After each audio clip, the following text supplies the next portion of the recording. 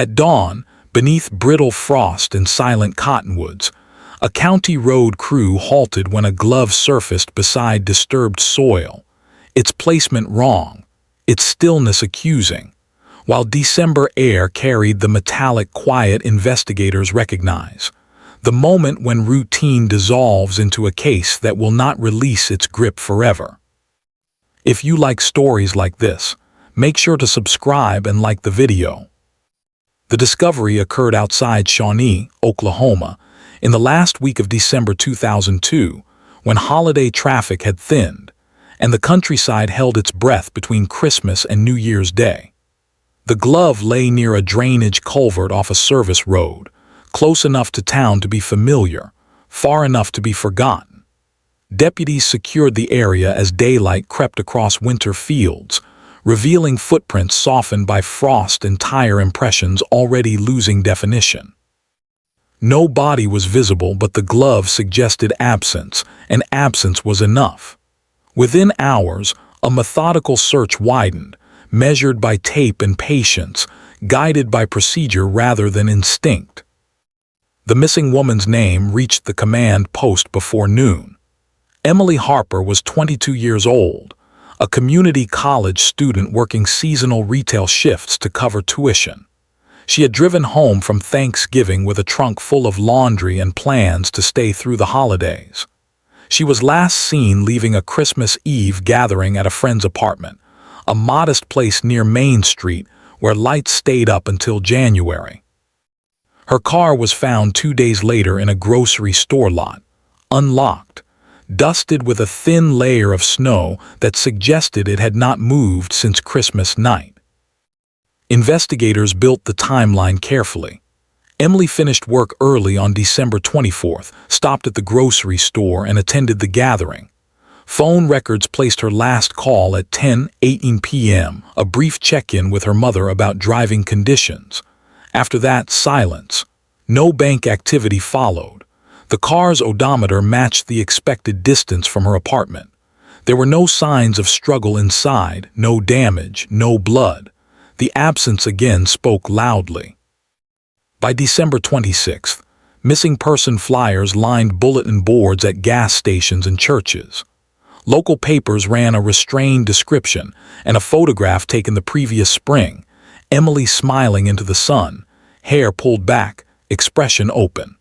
The community responded with the quiet urgency common to towns that know each other by first name. Volunteers searched creek beds and fence lines. Hunters walked tree rows where deer cut paths through frozen grass. The weather cooperated reluctantly, cold enough to preserve, warm enough to erase. When remains were located 3 days after the glove surfaced, they were found not far from where the road crew had stopped, concealed by brush and winter shadows. The scene was treated with deliberation. Photographs, measurements, notes. The medical examiner would later describe findings without embellishment. Exposure, blunt force indicators consistent with an assault, time of death within a narrow window after Christmas Eve. There was no spectacle in the report, only facts assembled to serve truth. The case entered a long winter. Detectives interviewed friends, co-workers, neighbors. They reconstructed Emily's routine and tested its seams. She had no known enemies, no volatile relationships. Her world was small, stable, unremarkable. That very normalcy complicated the work. Tips arrived in waves after each news segment, most well-intended, few actionable. A sighting here, a rumor there. Each was logged, weighed, and often set aside. Evidence from the scene included fibers and a partial footwear impression. The glove was catalogued, its size common, its brand sold widely. DNA was recovered, limited by the conditions and the technology of the time. In 2002, forensic promise outpaced practical reach. Samples were preserved, waiting for tools not yet standard. The file thickened, then cooled. Years passed. Emily's parents aged into a quieter grief measured by anniversaries. Each Thanksgiving reopened the wound. Each Christmas Eve returned them to the last call. The town changed slowly. Businesses closed. Roads were widened. The case remained, a box in cold storage, a name read aloud at memorial services when the list of the missing was recited.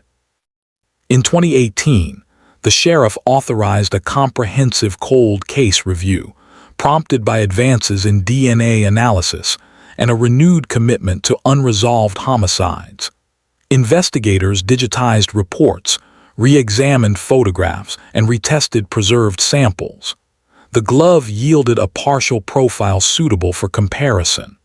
A footwear pattern once too generic was matched to a specific manufacturer and time frame. The break came not as a revelation but as a confirmation.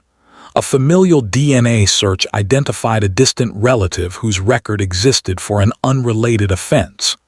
The trail led to a man who lived near Shawnee in 2002, employed seasonally, familiar with the service road.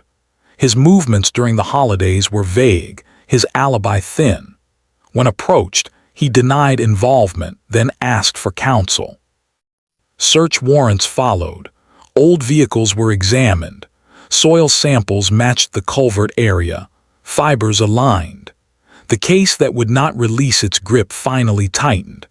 An arrest was made quietly, announced after paperwork cleared, mindful of the town's long memory. The legal process unfolded without drama. Evidence was presented, tested, challenged, upheld. A jury returned a guilty verdict. Sentencing acknowledged the years lost and the family's endurance. Emily Harper's name was spoken in court with care. Afterward, the town returned to routine. Snow fell. Lights went up and came down. The archives were updated, the box marked solved. In the quiet aftermath, there was no celebration, only a measure of order restored and a December case finally laid to rest. The renewed investigation began with discipline rather than hope, because hope had already failed once. The sheriff's directive emphasized procedure, auditability, and patience, qualities familiar to men who had watched cases age alongside their own careers. Evidence was inventoried again, chain of custody reviewed line by line, and storage conditions verified. Nothing moved without documentation. The goal was not drama but certainty, the kind that survives courtrooms and time. Emily Harper's file revealed patterns only visible with distance. Her route home from the grocery store intersected with a corridor of low visibility and minimal lighting. The service road near the culvert had been resurfaced in 2001, creating a pull-off used by contractors and delivery drivers. Traffic studies showed intermittent use during late hours, enough to conceal presence without guaranteeing witnesses. Winter darkness shortened the window further. Investigators mapped the area with contemporary satellite imagery, then overlaid 2002 records to understand sightlines lost to later development. Witness interviews were revisited with care. Statements taken during grief often carried errors of sequence rather than intent. Times were re-anchored using receipts, time-stamped security footage, and cellular records unavailable or underused in the original inquiry. The Christmas Eve gathering timeline tightened. Emily's departure narrowed to a 10-minute window. Weather reports confirmed a brief flurry after 10:30 p.m., consistent with the snow accumulation found on her car days later. The glove regained significance. Its fiber composition, once dismissed as common, was reanalyzed using updated databases. Microscopic examination identified a blend associated with a limited production run sold regionally in late 2001. Retail distribution records placed several shipments in central Oklahoma. Investigators canvassed employment records for seasonal laborers with access to such goods. The list was long, then shorter, then manageable. The footwear impression yielded incremental value. The pattern matched a work boot popular among delivery drivers and construction crews. Manufacturing dates aligned with the same period as the glove. Alone, each item was unremarkable. Together, they suggested occupational overlap. Analysts cross-referenced payrolls, delivery routes, and contractor permits active during December 2002. Names surfaced repeatedly, then faded. One remained. The man had lived within 15 miles of the service road. He worked seasonal contracts that placed him on the outskirts of Shawnee during the holidays. His prior contact with law enforcement was minor and unrelated, enough to place his DNA in a database through a relative rather than himself. The familial match did not accuse, it pointed. Investigators followed protocol, building a parallel case before approaching him. Vehicle records proved decisive. In 2002, he owned a pickup registered to a rural address. Maintenance logs showed tire replacements months later, inconsistent with typical wear. Soil samples preserved from the Culvert area were compared to residue recovered during a consented examination years afterward. Mineral composition and pollen signatures aligned within acceptable forensic thresholds. The findings were cautious, qualified, and compelling. Media attention returned in controlled measures. The local paper reported the cold case review without speculation. Community response was subdued, shaped by age and memory. Many readers remembered the flyers, the prayer services, the years of silence. The tone was not outrage but attention, a collective leaning forward. When the suspect was formally identified, investigators ensured that the case did not hinge on a single thread. Digital reconstruction placed his work route near the grocery store that evening. Cell tower data, limited in precision, nevertheless indicated presence within the sector during the critical window. Fuel receipts corroborated movement. No element shouted guilt. Together, they spoke. The arrest occurred on a gray morning absent spectacle. Paperwork was complete. Rights were observed. Evidence was sealed. The courthouse reopened a file long dormant, its pages now heavier with context. Prosecutors framed the case around accumulation, not confession. Defense motions tested admissibility. The court ruled with restraint. Trial proceedings reflected the weight of time. Jurors were instructed on the limits of memory and the evolution of science. Expert testimony explained why evidence preserved could speak later with greater clarity. The medical examiner's findings were presented clinically, focused on timing and mechanism without unnecessary detail. The narrative remained grounded in records, not rhetoric. Emily Harper's life was described through facts rather than sentiment. Age, studies, employment, routine. The point was not to eulogize but to anchor the loss in reality. Photographs were admitted sparingly. The jury listened. The verdict closed one chapter without opening another, guilty on counts supported by the evidence. Sentencing followed statutory guidelines. Appeals were noted and denied. The outcome held. Afterward, the sheriff's office updated its archives. The case number was annotated, the status changed. Investigators returned to other files. Emily's parents declined public statements, choosing privacy over punctuation. The town observed another Thanksgiving, another Christmas Eve. Lights reflected off courthouse windows. Snow fell lightly, then melted. In the quiet that followed, the case stood as a reminder of method over myth. No single hero, no sudden revelation. Just work done carefully, revisited honestly, finished when tools caught up to patience.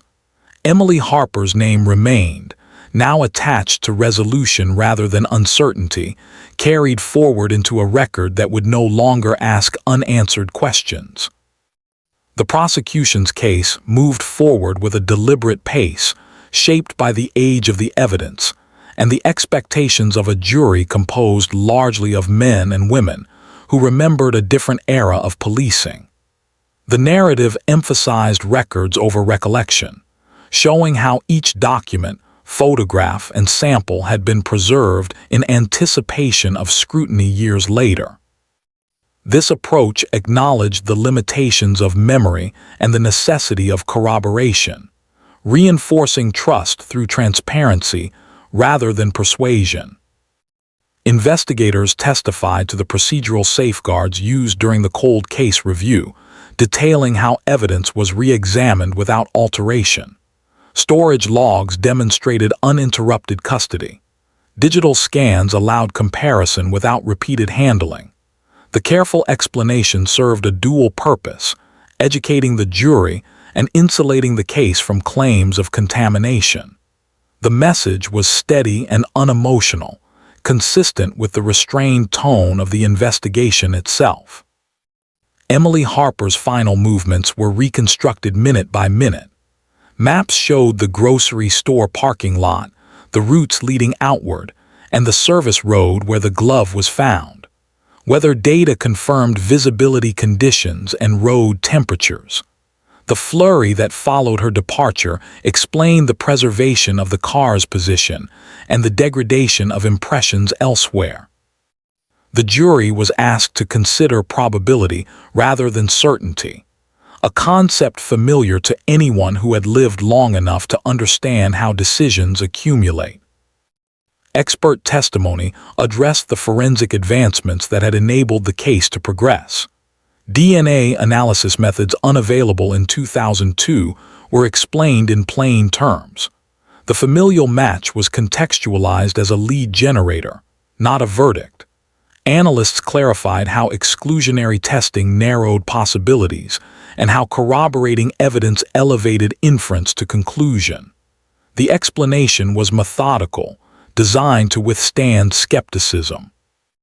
The defense challenged the weight of circumstantial evidence, highlighting the absence of eyewitnesses and direct confession. Prosecutors responded by returning to the accumulation principle, demonstrating how independent elements aligned without contradiction.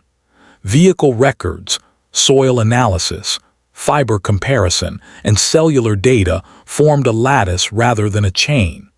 Removing any single strand did not collapse the structure. The medical examiner's contribution remained clinical. Timing estimates were presented as ranges. Mechanisms were described without emphasis. The focus remained on consistency between findings and the reconstructed timeline. The restraint maintained credibility and avoided distraction.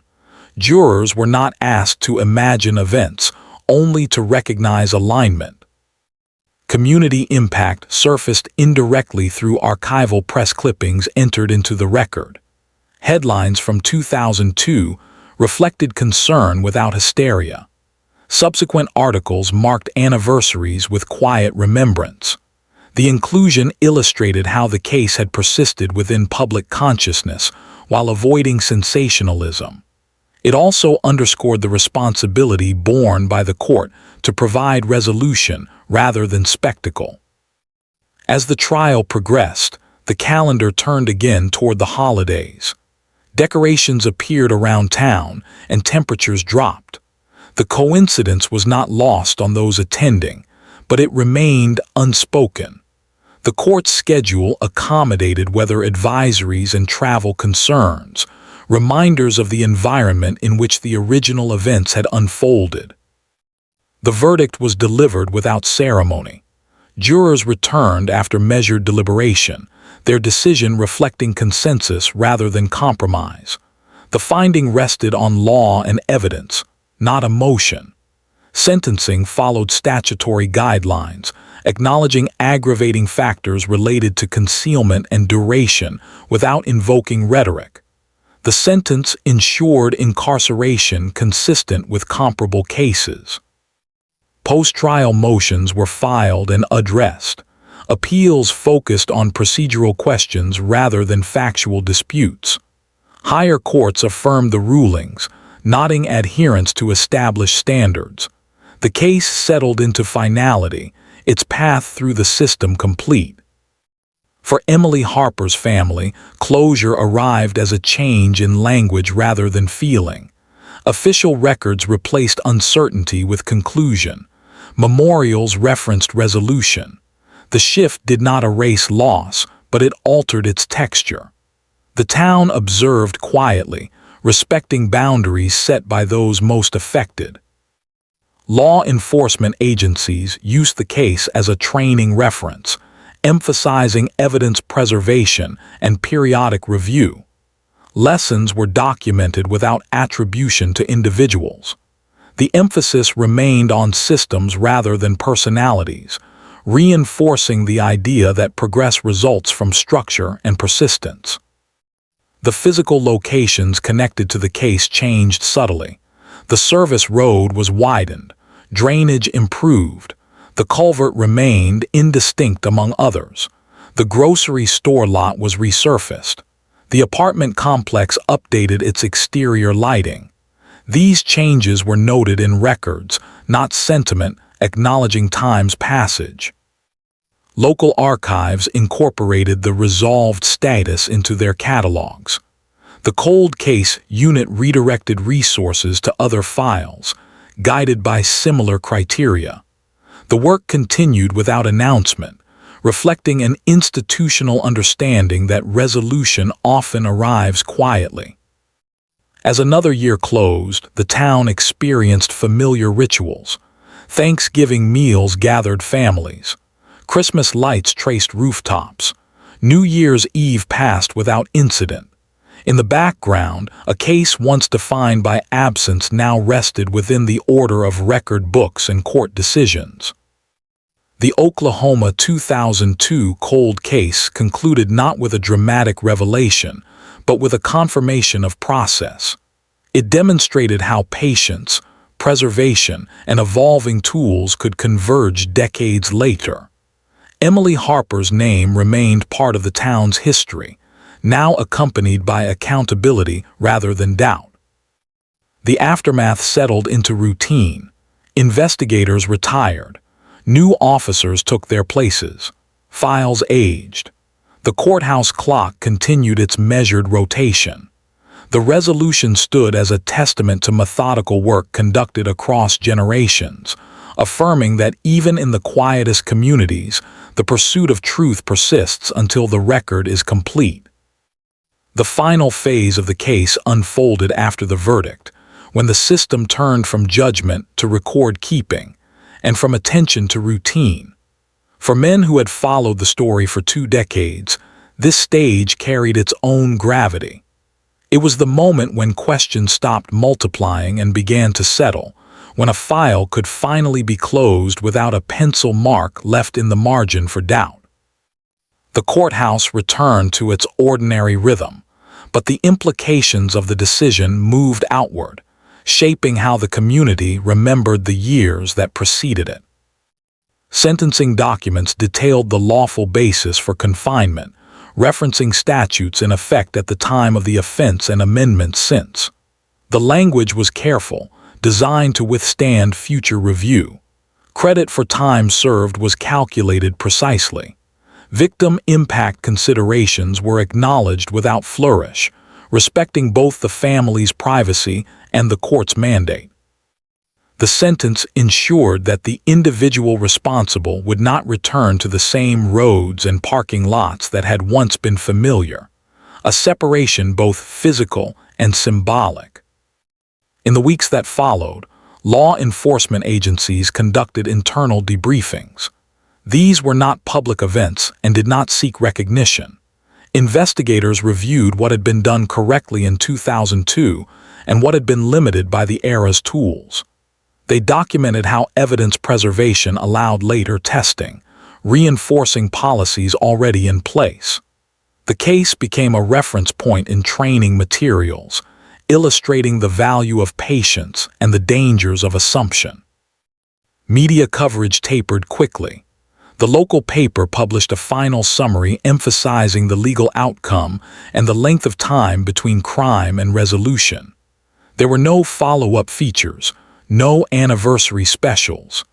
Editors understood that the audience, many of them older, preferred facts to dramatization. The tone remained consistent with how the town had carried the story from the beginning, quietly and without spectacle. Emily Harper's name continued to appear in official contexts rather than headlines. Court records, law enforcement reports, and archived databases reflected the resolved status. Missing person registries were updated, a procedural step that nonetheless carried weight. For those who had once scanned lists and wondered, the update marked an end to uncertainty. The physical evidence was processed according to statute. Items not required for ongoing appeals were cataloged for long-term storage or lawful disposal. Each action was logged. The glove, once the first signal that something was wrong, was sealed again, its role complete. The soil samples, fibers, and photographs joined thousands of others preserved in climate-controlled rooms, part of a collective memory maintained by institutions rather than individuals. Community response remained subdued. There were no public vigils marking the conviction, no gatherings to commemorate the outcome. People acknowledged the news in brief conversations, then returned to daily concerns.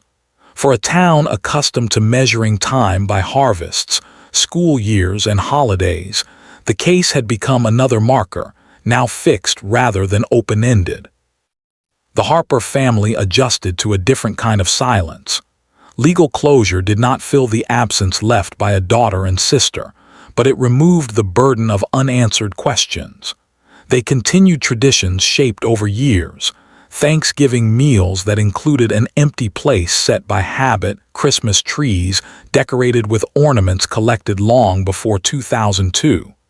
The difference lay in language. They no longer spoke of waiting. From an institutional perspective, the case reinforced confidence in cold case units nationwide. It demonstrated that even files dormant for decades could yield results when revisited with new methods and disciplined review. Grants cited the outcome as justification for continued funding. Databases expanded. Protocols evolved. The work proceeded without fanfare. The environment around Shawnee continued to change. New businesses opened along the highway. Older storefronts were repurposed. The service road where the investigation began blended further into the landscape, indistinguishable from others unless pointed out. Weather followed its familiar cycles, summers dry and bright, winters sharp and brief. December returned each year with predictable regularity. For the audience that had followed the case, many of them men who had watched similar stories unfold across decades, the resolution carried a particular resonance. It affirmed that systems, when maintained and revisited, could correct what time had delayed. It offered reassurance without illusion, acknowledging that justice can be slow and incomplete, yet still necessary. The Oklahoma 2002 cold case entered history not as a legend but as a record. It remained grounded in paperwork, evidence tags, and court rulings. Its significance lay in what it demonstrated rather than how it felt. There was no moral delivered beyond the implicit value of persistence and care. As the year of the conviction ended, the town passed through another cycle of holidays. Thanksgiving arrived with familiar restraint. Christmas Eve fell quietly, marked by weather reports and cautious driving. New Year's Day followed, unremarkable. In the background, a case that had once shadowed these dates no longer demanded attention. The archives closed on Emily Harper's file with final annotations. The system moved on as it always does. What remained was a complete account, preserved for reference, teaching, and memory. In a landscape shaped by time and routine, that completeness was the lasting outcome, a confirmation that even long after the frost lifts and returns, the record can be finished. In the years after the conviction, the case continued to exist quietly within official systems, no longer active but never erased. Records were retained according to statute, preserved not out of sentiment but obligation. Every document, from the earliest missing person report to the final appellate ruling, remained accessible, a complete chain that could be followed without speculation. For investigators, this completeness mattered. It meant the case no longer depended on memory, which fades, but on paper and data, which endure. The Cold Case Unit in Oklahoma refined its review schedule, rotating dormant files through reassessment cycles based on solvability factors. Emily Harper's case influenced that structure. It showed that evidence once considered limited could gain relevance as analytical methods improved. It reinforced the principle that preservation is itself an investigative act, one that may not yield results for years but remains essential. Training materials reference the case without embellishment, emphasizing restraint and documentation over intuition. Public memory of the case settled into a muted awareness. Older residents recalled the uncertainty of the early years, the flyers on storefront windows, the occasional newspaper reminder that the case remained open. Younger residents knew it only as a resolved matter, something that happened before they were adults, now folded into local history. The difference between those perspectives reflected time's passage more than interest. For the Harper family, daily life continued in measured steps. Legal closure altered routines in subtle ways. Phone calls from investigators stopped. Mail from the courthouse ended. There were no longer dates circled in anticipation of hearings or updates. The absence of those obligations created space, not relief, but quiet. That quiet was not empty. It was filled with ordinary concerns, weather forecasts, work schedules, and family gatherings shaped by long habit. Each December still carried weight. Thanksgiving marked the beginning of a season that had once been defined by waiting. Christmas Eve remained a date remembered precisely, associated with a phone call that ended a normal evening and began a permanent before and after. New Year's Day, once passed in uncertainty, now arrived without expectation of news. The calendar no longer held the case open. From a legal standpoint, the outcome stood as final. The defendant remained incarcerated, the sentence reflecting statutory limits and judicial discretion. Parole considerations followed established timelines, subject to review processes that acknowledged the severity and circumstances of the crime. There were no irregularities, no exceptions. The system applied itself consistently, as designed. The town of Shawnee continued to change, guided by economic shifts rather than memory. New residents arrived without knowledge of the events of 2002. Streets were renamed, buildings replaced. The grocery store parking lot where Emily's car had once sat undisturbed was resurfaced again, its history invisible. The service road blended further into the network of local routes, functional and unremarkable. Law enforcement leadership eventually turned over. Detectives who had reopened the case retired, their contributions recorded in internal summaries rather than public accounts. New personnel inherited the archives, learning the case as a reference rather than an obligation. This transfer marked the final stage of institutional closure, when responsibility passed fully into record. Media archives preserved the story in clipped form. Articles from 2002, 2010, and the year of the arrest remained searchable, their tone consistent across decades. There was no shift toward sensational language, no retroactive framing. Editors had resisted that impulse, reflecting the preferences of their readership and the nature of the case itself. The coverage mirrored the investigation, factual and restrained. The broader significance of the case extended beyond Oklahoma. It joined a growing number of long-dormant investigations resolved through patient review and technological progress. Conferences cited it briefly, often in footnotes or case lists rather than keynote addresses. Its value lay in demonstration, not inspiration. It showed that methodical work could succeed without spectacle. For those who followed true crime not as entertainment, but as a record of systems functioning over time. The case resonated quietly. It aligned with an understanding shaped by age and experience, that outcomes are often the result of persistence rather than insight. It reinforced respect for institutions that continue their work long after public attention fades. The emotional landscape of the case remained subdued even in resolution.